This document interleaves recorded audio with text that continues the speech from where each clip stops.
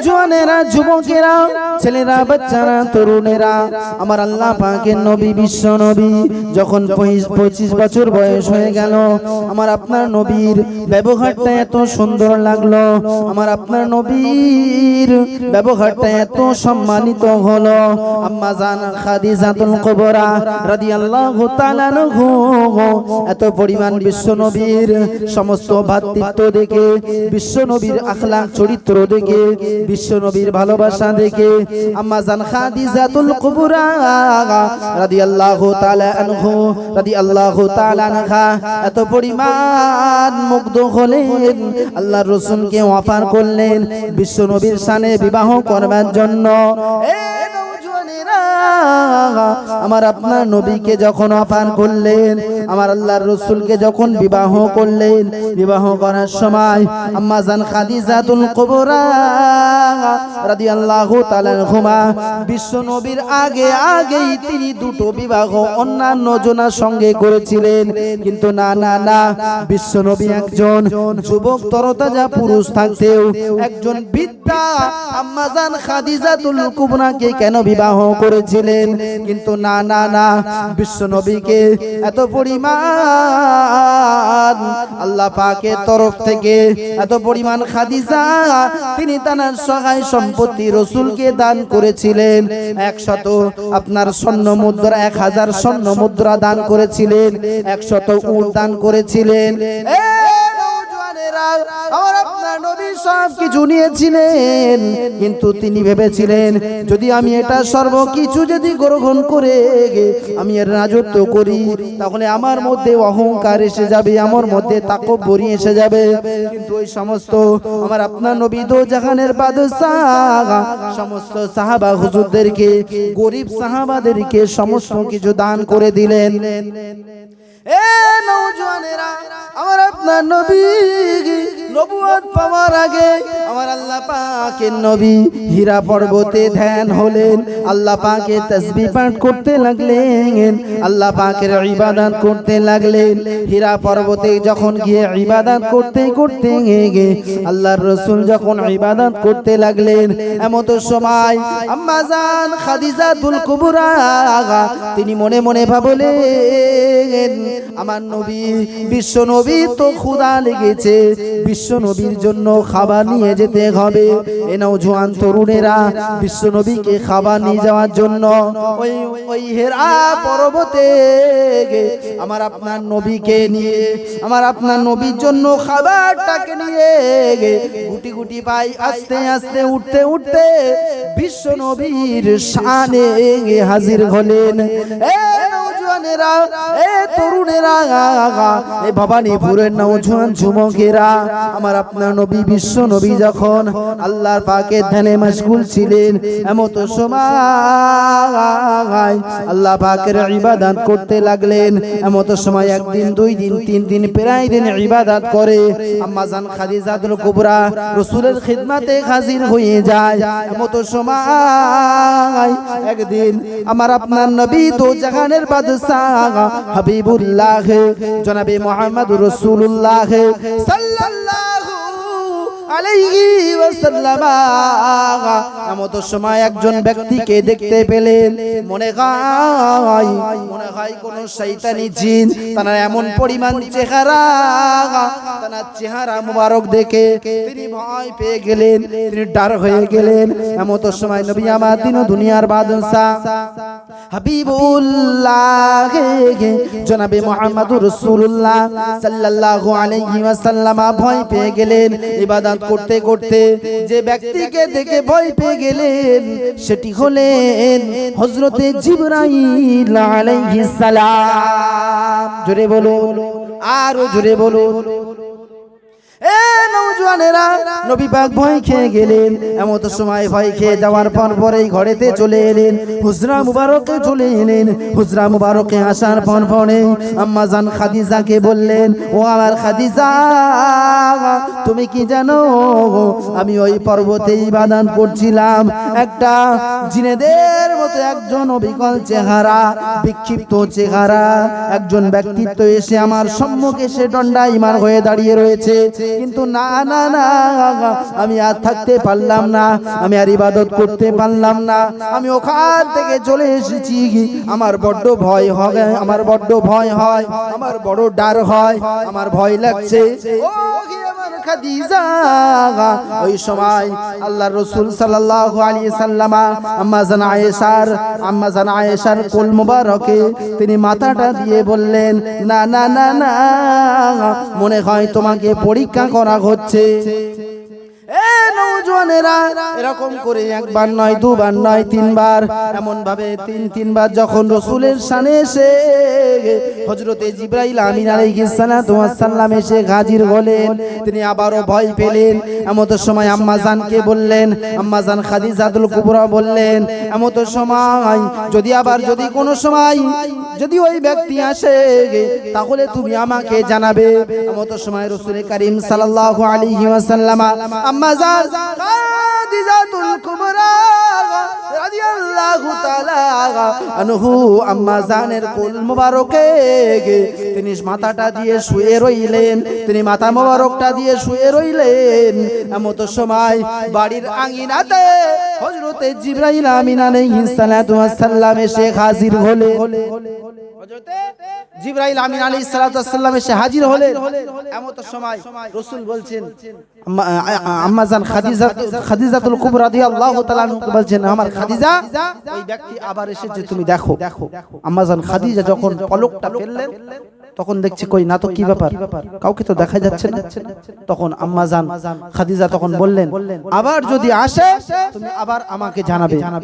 এই নওজওয়ানেরা, তরুণেরা, মুরব্বিয়ানে আমার আব্বা জান গনেরা, আমি আপনাদেরকে বোঝাতে চাই, আম্মা জান খাদিজাতুল কুবরা রাদিয়াল্লাহু তাআলা আনহু বললেন, আমি আমার শরীরের পা মোবারক থেকে একটুখানি কাপড় মোবারকটা আমি আগলা করব। প্রথমত অবস্থায় আম্মা জান খাদিজা বললেন, হযরতে জিবরাইল আমিন আলাইহিস সালাম তিনি একজন ফারিস্তা না, তিনি একজন জিনকে না পরীক্ষা করবার জন্য। তিনি যদি সত্যিকারের জিন হয় তাহলে আমার শরীরের প্রতি কুদৃষ্টি দিয়ে তিনি তাকিয়ে রইবে। কিন্তু না না না, যদি আল্লাহ পাকের পক্ষ হইতে পাঠানো কোনো ফারিস্তা হয় তাহলে সে সম্মানের খাতিরে তিনি আমার সম্মুখ থেকে বিদায় নিয়ে যাবে।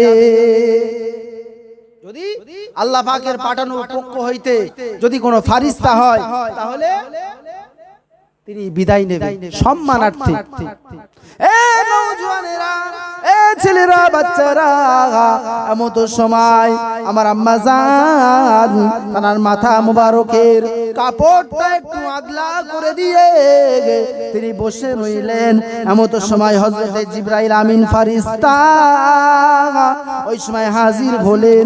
হাজির হওয়া দেখা সত্ত্বে তিনি তার আঁখি মুবারকটা তিনি বন্ধ করে নিলেন। যদি বলুন, এ নওজওয়ানেরা, শুধু তাই নয়, আমার আপনার নবী দো জাহানের বাদশা যতবার জিবরাইল আমিন আলাইহিস সালাতু ওয়াস সালামকে দেখে আর মনে মনে বড় ডর লাগে, মনে মনে বড় ভয় হয়, মনে হয় যেন জিনের সর্দার আমার কাছে আসছে।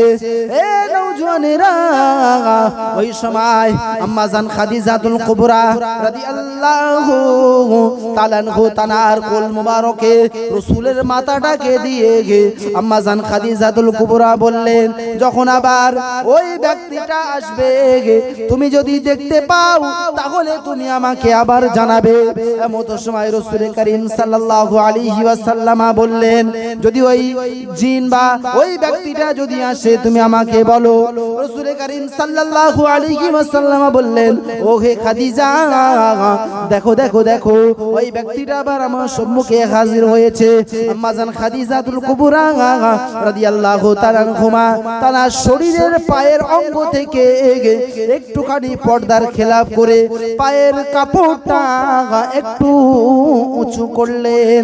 এমত সময় জিবরাইল আমিন আলাইহিস সালাতু ওয়াস সালাম ফারিস্তা, আল্লাহ পাকের ফারিস্তা, বিশ্বনবীর স্ত্রীর সম্মান স্বার্থে আম্মা জান খাদিজাতুল কুবরা রাদিয়াল্লাহু তাআলা আনহু তার সম্মানার্থে রাসূলের স্ত্রীর সম্মানার্থে তিনি চিন্তা করলেন, যদি তার সম্মুখে তার অঙ্গ প্রত্যঙ্গ যদি আমার চোখ দ্বারা দেখি তাহলে আল্লাহর দরবারে ধরা পড়ে যাব, আমার আল্লাহ পাকের কাছে জবাবদাহি হতে হবে। না না না, তিনি তখন আল্লাহর রাসূলের সম্মুখ থেকে তিনি বিদায় নিয়ে নিলেন। জোরে বলু, তো তাকবীর দিন না, নারায়ে তাকবীর, নারায়ে তাকবীর, নারায়ে তাকবীর। সিলসিলায়ে হক ফুরফুর আশারি, সিলসিলায়ে হক ফুরফুর আশারি, নারায়ে তাকবীর। সোনার মদিনা বহু দূরে, প্রাণের মদিনা বহু দূরে, কিন্তু মদিনাওয়ালা আমার অন্তরে, কিন্তু মদিনাওয়ালা আমার অন্তরে। সোনার মদিনা বহু দূরে, প্রাণের মদিনা বহু দূরে, কিন্তু মদিনাওয়ালা আমার অন্তরে, কিন্তু মদিনাওয়ালা আমার অন্তরে। আমার অন্তর জুড়ে মদিনা আছে রে, অন্তর জুড়ে মদিনা আছে রে, মদিনা মদিনা বলে জিকির করে রে, সেই মদিনায় কবে যাব মন মানে না রে। যে গিয়েছে একবার সোনার মদিনা, তার মনেতে আর কোনো দুঃখ রইল না রে, তার মনেতে আর কোনো দুঃখ রইল না। আমার অন্তর জুড়ে মদিনা আছে রে, অন্তর জুড়ে মদিনা আছে রে, মদিনা মদিনা বলে জিকির করো রে, সেই মদিনায় কবে যাব মন মানে না রে। সোনার মদিনা, সোনার মদিনা বহু দূরে, প্রাণের মদিনা বহু দূরে, কিন্তু মদিনাওয়ালা আমার অন্তরে, কিন্তু মদিনাওয়ালা আমার অন্তরে। আমার অন্তর জুড়ে মদিনা আছে রে, অন্তর জুড়ে মদিনা আছে রে, মদিনা মদিনা বলে জিকির করে রে, সেই মদিনায় কবে যাব মন মানে না রে। রাসূল তুমি শোনো গো মদের ফরিয়াদ,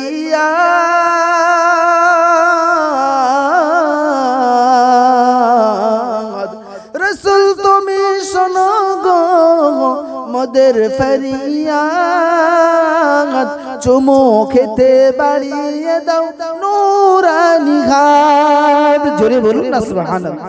রাসূল তুমি শোনো গো মোদের ফরিয়াদ,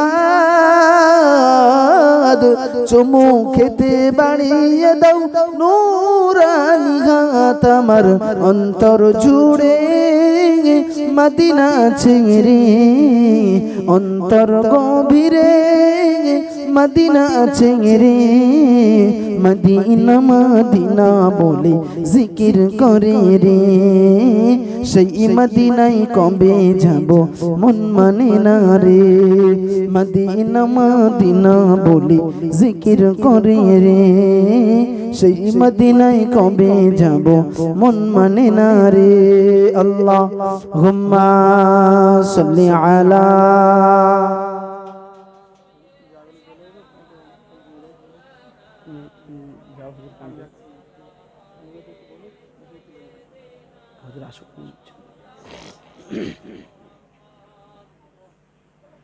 জি বাবাজি, যে কথা বলছিলাম, আলহামদুলিল্লাহ বিশ্ব নবী সাল্লাল্লাহু আলাইহি ওয়াসাল্লাম তানার স্ত্রী আম্মাজান খাদিজাতুল কুবরা রাদিয়াল্লাহু তাআলা আনহু, তানার এত পরিমাণ আল্লাহ সম্মান দিয়েছে যে ফারিস্তারা তানারা বেয়াদবির খাতিরে তিনারা ভেবেছেন হযরতে জিবরাইল আমিন আলাইহিস সালাতু সাল্লাম যে যদি তানার সম্মুখে তানার পর্দার হীনতা হয়ে যাবে, তানার পর্দাহীন হয়ে যাবে, তার খাতিরে তিনি মাথাটাকে নত করে নিয়ে চলে গিয়েছেন।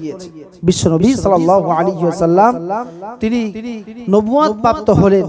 নবুয়ত প্রাপ্ত হওয়ার পরেই বিশ্বনবী আর আম্মাজান খাদিজাতুল কুবরা রাদিয়াল্লাহু তাআলা আনহুমা তানারা ইবাদত করতে লাগলেন।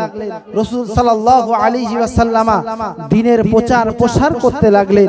দ্বীনের প্রচার প্রসার করতে করতে এবং নবুয়ত পাওয়ার পর যখন দ্বীনের দাওয়াত দিতে লাগলেন, আল্লাহ পাকের তরফ হইতে যখন আল্লাহ পাক নামাজ ঘোষণা করে দিলেন, তানারা তখন নামাজ পড়ছিলেন হুজরা মুবারকে। এ নওজওয়ানেরা, যুবকেরা, ছেলেরা, বাচ্চারা, তরুণেরা, আব্বারা, আমার আল্লাহর নবী দিন ও দুনিয়ার বাদশাহ হাবিবুল্লাহ জনাবে মুহাম্মদুর রাসূলুল্লাহ সাল্লাল্লাহু আলাইহি ওয়াসাল্লাম আম্মাজান খাদিজাতুল কুবরা রাদিয়াল্লাহু তাআলা আনহাকে নিয়ে হুজুরা মুবারকে নামাজ পড়তে লাগলেন। নামাজ পড়তে পড়তে পড়তে পড়তে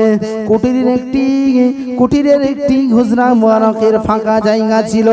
এমতো জায়গা থেকে হযরতে আলী কাররামুল্লাহ ওয়াজহাহু, শিশু আলী, তিনি তখন 11 বছর বয়স। আম্মাজান খাদিজা রাসূলের নামাজ পড়া দেখলেন। এমতো সময় নামাজ পড়া দেখতে পেয়ে তিনি তখন কি করলেন, রাসূলের দরজায় এসে হাজির হলেন এবং দরজাটা খুলে দিলেন এবং জিজ্ঞাসা করলেন, ও হে আমার ভাইজান, ও হে আমার বড় ভাইজান, তুমি কি করছিলে বলো? তুমি মাথাটা নত করেছিলে কেন বলো? কিন্তু না না না, আমরা তো দেখেছি যদি কেউ মাথা নত করে, মাথা নত করার সময় দেখতে পায় সম্মুখে দেব দেবীর মূর্তি থাকে, দেব দেবীর পুজো করে, তাদের সম্মুখে কিন্তু মূর্তি থাকে, তাদেরকে আরাধনা করে। কিন্তু না না না, তোমরা সেজদা করেছিলে, এই সেজদা করার সম্মুখে তো কোনো মূর্তি পূজা নাই। এ নওজওয়ানেরা, এ যুবকেরা, আমার আপনার নবী দিন ও দুনিয়ার বাদশাহ হযরতে ছোট আলীকে বললেন, ও হে আলী, আমার ছোট ভাই, তুমি কি জানো এই পৃথিবীর জমিনেতে একমাত্র মালিক হচ্ছেন আমার আল্লাহ।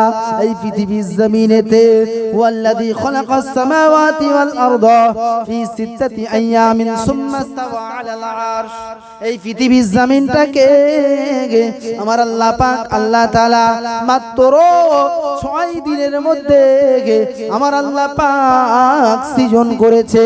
এই পৃথিবীর মালিক আমার আল্লাহ, আমার আল্লাহ পাক ওয়াসিআ কুরসিয়ুহুস সামাওয়াতি ওয়াল আরদ, তিনি নিজ সিংহাসনে তিনি নিজেই দায়িত্ব আসন পালন করছেন। অতএব সেই আল্লাহকে তুমি একত্ববাদ বলে স্বীকার করে নাও, আল্লাহকে মেনে নাও, আল্লাহকে তুমি মেনে নাও, আমার সঙ্গে তুমি কলমাটাকে পড়ে নাও। যখন এই কথা শুনলেন, রাসূলের সহবতে মাঝে মধ্যেই তিনি বসতেন, কিছু কথা বা কথন করতেন। যেহেতু বড় ভাই ছোট ভাইয়ের সঙ্গে একটা মহাব্বত আমাদের মধ্যে হয়, এমত সময় হযরতে আলী কাররামুল্লাহ ওয়াজহাহু তিনি রাসূলের হাতে হাত দিয়ে দ্বীনের কালমাটা পড়ে নিয়েছিলেন। জোরে বলুন।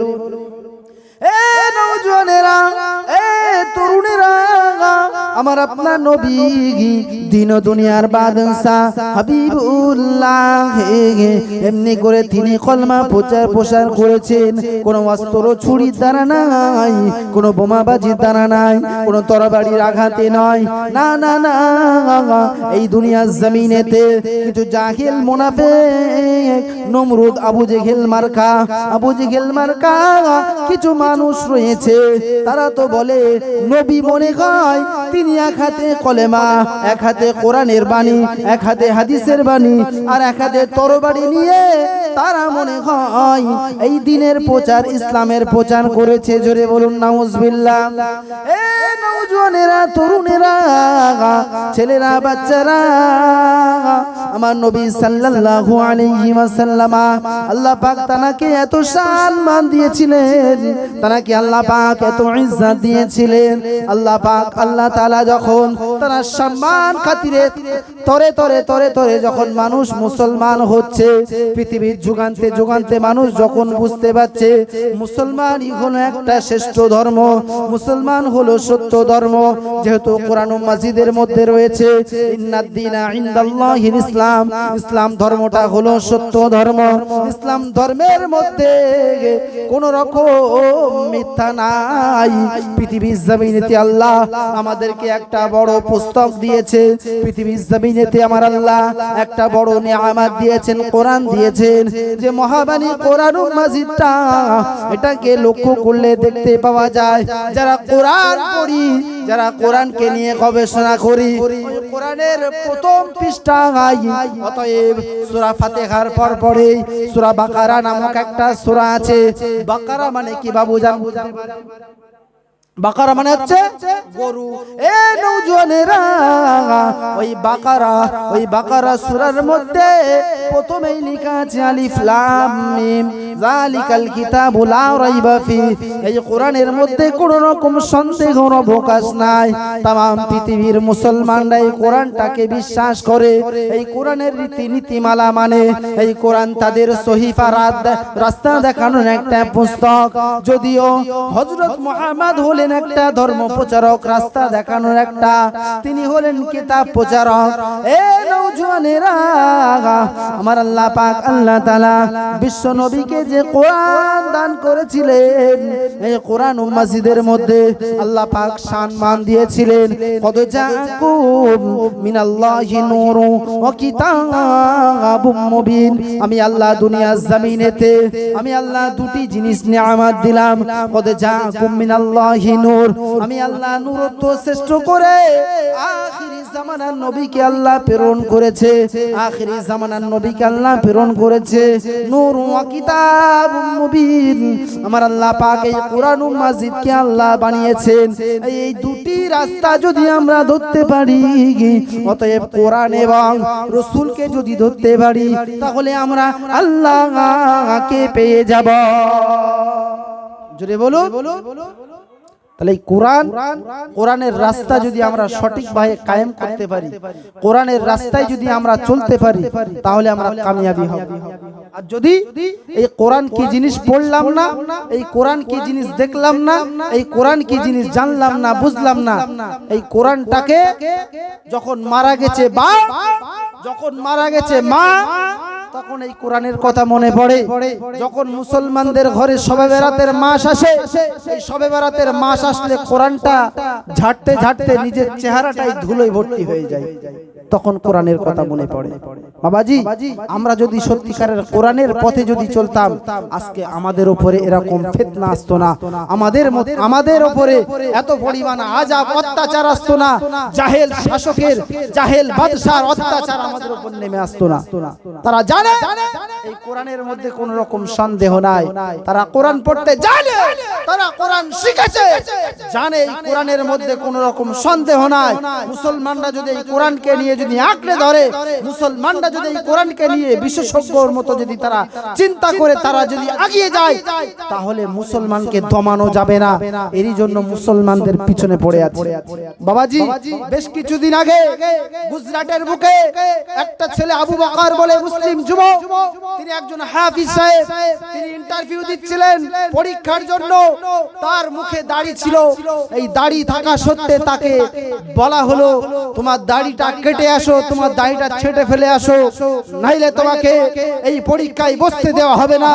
অতএব ওই ছেলেটা বলেছিল আমার দাড়ি থাকবে, অতএব আমি আমার দাড়ি ছাড়বো না, পরীক্ষায় যদি নাও বসতে যায় তবু স্বীকার আছি, কিন্তু আমি দাড়ি আমি কাটবো না। অতএব ওই ছেলেটা নিজের দাড়ি মোবারকটাকে কাটলো না, দাড়ি রেখে পরীক্ষার ইন্টারভিউ এর মহলে যখন গেলে, ইমতিহান দিতে যখন গেলেন, ওই ছেলেটাকে বহিষ্কার করা হলো, বাদ দেওয়া হলো, তাকে এলোবিলি কথাবার্তা শোনানো হলো। বাবাজি, আজকে যদি তাকানো যায়, আজকে যদি চতুর্দিকে আজকে আমাদের যিনি ভারতবর্ষের শ্রদ্ধেয় প্রধানমন্ত্রী, তানার মুখটাকে যদি লক্ষ্য করি, তিনিও একটি বছর, 1.5 বছর, 2 বছর আগে আমাদের মতো এক মুষ্টি দাড়ি রেখেছিলেন। এখনো যদি তাকানো হয়, তার মুখে অন্তত 1 থেকে 1.5 ইঞ্চি দাড়ি রয়েছে। বাবাজি, স্বরাষ্ট্রমন্ত্রী অমিত শাহ, তার মুখে যদি দেখতে পায়, তার মুখে কিছু কিছু দাড়ি রয়েছে। এমনি করে দেখা যায় শুধু মুসলমান নয়, আজকে বৌদ্ধ ধর্ম থেকে শুরু করে আজকে হিন্দু ধর্মের সমস্ত আপনার কি বলে মনীষী থেকে শুরু করে, তাদের সমস্ত আপনার পুরোহিত থেকে শুরু করে, তাদের সাধু থেকে শুরু করে, তাদের মুখেও আমরা দেখতে পাই, তাদের মুখেও দাড়ি রয়েছে, তাদের মুখেও দাড়ি রয়েছে। অতএব তারা সাধু, তাদের ধর্মের মধ্যে দিয়ে উলঙ্গ শরীর নিয়ে তারা পুজো প্রার্থনা করছে, তাদের মধ্যে কোনো সমস্যার সম্মুখীন হয় না। আর এই মুসলমানরা যদি দাড়ি রাখে, তাহলে এই ভারতবর্ষের জমিনে কোনো অনেক রকম সমস্যা হচ্ছে। বাবাজি, আরো একটা সমস্যা আপনাদেরকে বলতে চাই, হুঁশিয়ারি হয়ে যান, এরকম মাহফিল থেকে সচেতন হয়ে যান, কোরআনকে আঁকড়ে ধরুন, কোরআনকে মজবুত করে ধরুন। বেশ কিছু দিনের ঘটনা, সপ্তাহখানিক হচ্ছে, একজন ছেলে রেজাউল করিম বলে শিয়ালদা থেকে তিনি বাড়ি আসছিলেন। কোথায়? গেদে লোকাল ধরে বাড়ি আসছিলেন, ঠিক আপনার কাছড়াপাড়ার ওইদিকে, আপনার শিমুরালি থেকে আপনার পায়রাডাঙ্গা, এই প্ল্যাটফর্ম গুলোর মধ্যে, স্টেশন গুলোর মধ্যে ওই যুবক ছেলেটাকে দেখে কিছু সন্ত্রাসবাদী, কিছু জঙ্গিবাদী, কিছু মুনাফিক মার্কা, তারা ওই বাচ্চাটাকে দেখে, ওই ছেলেটাকে দেখে তারা বলল মুসলমানরা সব জঙ্গি, মুসলমানদেরকে লাঞ্ছিত করতে হবে, এদেরকে মারতে হবে, এদেরকে দেশ থেকে তাড়াতে হবে, এদেরকে ফিনিশ করে দিতে হবে। যখন এই ছেলেটাকে তাকে টার্গেট করে যখন এই সমস্ত কথাগুলো বলা হচ্ছে, তখন এই ছেলেটা বলল মুসলমান তোমাদের কি কাঁচা, তোমাদের কি নুনের ছিটা দিয়েছে, কাঁচা ঘায়ে কি নুনের ছিটা দিয়েছে, তোমরা মুসলমানদেরকে নিয়ে পড়ে রয়েছো, অতএব এগুলি বলা বন্ধ করো। যখন ওই ছেলেটা যুবকটা প্রশ্ন তুললো, আওয়াজ তুললো, তখন ওই সমস্ত যুবকগুলো ওই ছেলেটাকে মারধর করতে থাকলো, টর্চারিং করতে থাকলো, তার দাড়ি মোবারক ছিঁড়ে ফেলে দেওয়া হয়েছে। তার বক্তব্য ফুটেজে আপনারা দেখতে পাবেন এবং সোশ্যাল মিডিয়ায় আপনারা দেখতে পাবেন, খবরের কলম পত্রিকায় দেখে দেওয়া হয়েছে, তার দাড়ি মোবারকটাকে টেনে ছিঁড়ে ফেলে দিয়েছে। এই নওজোয়ান তরুণেরা, মুরব্বী আমার আব্বা জানেরা, আপনারা সচেতন হন, আপনারা তৈরি থাকুন, আপনারা কিন্তু আমরা যে সমস্ত বেদুইনরা বলছে মুসলমানরা তরবারির আঘাতে নবী মুহাম্মদ ধর্ম প্রচার করেছে, তাদের মতো আমরা তরবারি নিয়ে আমরা প্রচার করি না, তাদের মতো করে আমরা প্রচার করি না। এই ইসলাম ধর্মটাকে আল্লাহর রাসূল সম্মান দিয়ে, ভ্রাতৃত্ব দিয়ে, ভালোবাসা দিয়ে এই ইসলাম ধর্মটাকে সাজিয়েছে, কিন্তু সাজাতে সাজাতে সাজাতে আমার আপনার মতো গুনাহগারের হাতে চলে এসেছে এই ধর্ম। কিন্তু আজকে আমাদের মতো কিছু মুসলমান যদি আপনি যদি ইসলাম ধর্মের যদি সাবজেক্টগুলো, প্রতিটা পদগুলো যদি, তরিকাগুলো যদি আমরা মানতে পারি, আল্লাহর রাসূলের হাদিসগুলো যদি আমরা মানতে পারি, তাহলে আমরা কামিয়াবি হয়ে যাব। যেমন রাসূল বলছেন মান তামাসসাকা বিসুন্নতি ইনদা ফাসাদি উম্মতি ফালাহু আজরুহু মিয়াতা শাহীদ। আখিরি জামানার শ্রেষ্ঠ সময় যদি আল্লাহর রাসূলের একটা সুন্নাত যদি জিন্দা করা যায়, ফিতনা ফাসাদের সময়, যে সময় জাহেল সরকার চলে আসবে, যে সময় মুসলমানের মধ্যে ওয়াহিয়াত এসে যাবে, মুসলমানের মধ্যে দ্বন্দ্ব এসে যাবে, মুসলমানদের মধ্যে ভ্রাতৃত্ব থাকবে না, মুসলমানদেরকে জাহেলরা শাসক করবে, এই সময় যদি মান তামাসসাকা বিসুন্নতি ইনদা ফাসাদি উম্মতি ফালাহু আজরুহু মিয়াতা শাহীদ, একটা সুন্নাতকে যদি জিন্দা করা যায়, রাসূল বললেন তোমরা শাহীদের দরজা প্রাপ্ত হবে। জোরে বলুন। এ নওজওয়ানেরা, তরুণেরা, ছেলেরা, বাচ্চারা, আমি আর ওয়াজ লম্বা চওড়া করব না। আপনাদের কাছে একটি বার্তা দিতে চাই। আমার আপনার নবী দিন ও দুনিয়ার বাদশা হাবিবুল্লাহ জনাবে মুহাম্মদুর রাসূলুল্লাহ সাল্লাল্লাহু আলাইহি ওয়াসাল্লাম তিনি যখন মক্কা জমিনেতে তিনি যখন ইসলামের কলমা প্রচার করতে লাগলেন, আমার আল্লাহ পাক আল্লাহ তাআলা तमाम মক্কা মুআজ্জামাটা অন্ধকার ছিল, কিন্তু আমার আল্লাহ পাক আল্লাহ তাআলা এই কোরআনুল মাজিদকে প্রেরণ করলেন। আলিফ লাম রা তিলকা আয়াতুল আলিফ লাম রা তিলকা আয়াতুল কিতাবি ওয়া কুরআনিম মুবিন। আমার আল্লাহ পাক আল্লাহ তাআলা আলিফ লাম রা, আল্লাহ পাক আল্লাহ তাআলা পবিত্র কোরআনুল মাজিদটাকে আমার আল্লাহ পাক तमाम পৃথিবীর মধ্যে সর্বশ্রেষ্ঠ নিয়ামত প্রাপ্ত জায়গা, যে জায়গাটাকে মক্কা মুআজ্জামা তথা মদিনা বলা হয়, এই মদিনা মক্কা মুআজ্জামা জমিনেতে আমার আল্লাহ পাক তাদেরকে বুঝবার জন্য আমার আল্লাহ পাক কোরআনুল মাজিদটা আরবি ভাষায় পাঠালেন। এ নওজওয়ানেরা, কোরআনুল মাজিদের ভাষাটা যেন তথা আরবের মানুষ যেন বুঝতে পারে, তথা আরবের মানুষ নয় এই মুসলমানরা যেন বুঝতে পারে, মুসলমানদের সমস্ত জাত জাতিদের কথাবার্তা দেশব্যাপী আলাদা আলাদা হতে পারে, কিন্তু না না না না, কবরের জমিনে যখন চলে যাব আমাদের কথা বাংলা হবে না, আমাদের কথা ইংরেজি হবে না, আমাদের কথা হিন্দি হবে না, ফার্সি হবে না, আমাদের কথাগুলি আরবি ভাষায় পরিণত হবে। কিন্তু না না না, এই নওজওয়ান তরুণেরা, আমার আপনার নবী দু জাহানের বাদশা যখন কলমা প্রচার করছিলেন, এমত সময় আবু জেহেল বলেছিলেন, এ নবধর্ম প্রচারী মুহাম্মদ, তুমি যে ধর্মটাকে নিয়ে লালন পালন করছো, যে ধর্মটাকে নিয়ে প্রতিপালকের জন্য তুমি ছুটাছুটি করছো, এই ধর্মটা সত্য ধর্ম না, এই ধর্মটা মিথ্যা ধর্ম। অতএব তুমি এই ধর্ম নিয়ে বাড়াবাড়ি করো না। অতএব আমাদের পূর্বপুরুষের যে ধর্মটা, এই ধর্মটাকে তুমি মেনে নাও। এ নওজওয়ানেরা, তরুণেরা, আব্বারা, আমার আল্লাহ পাক আল্লাহ তাআলা বিশ্ব নবীকে আল্লাহ পাক যখন প্রেরণ করেছেন, তিনি বললেন, ও আমার চাচা জান, তুমি কি জানো, তুমি স্বীকার করে নাও লা ইলাহা ইল্লাল্লাহ, নেই কোনো মাবুদ আল্লাহ ছাড়া। তাকবীর দেন, নারায়ে তাকবীর, আরো জোরে তাকবীর, নারায়ে তাকবীর, নারায়ে তাকবীর।